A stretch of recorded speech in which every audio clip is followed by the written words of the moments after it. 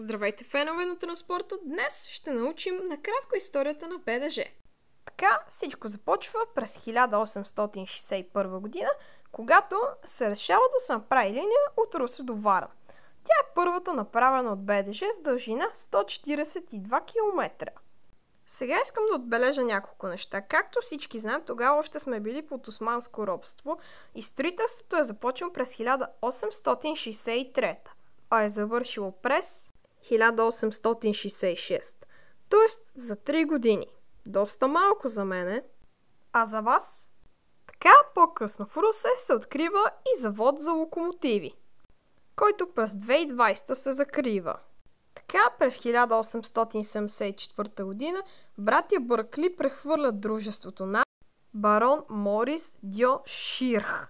И така до 1888 година е построен участъкът от Любимец до Белово. И така през 1888 година БДЖ се притежава от българската държава. Сега нещо интересно. През 1936 година в БДЖ са работили 17 750 човека, а в момента са 17 867. Така през 1963 година започва електрифицирането на линиите. А през следващата 1964 е открит първият двупосочен участък – Варна-Синдел. Тогава се строят много от линиите.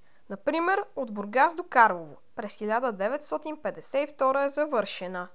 Ами това беше за днес. Благодаря за вниманието. Ако харесвате подобни видеа, моля абонирайте се за канала ми. Както и бих се радвал да направя видео по коментар.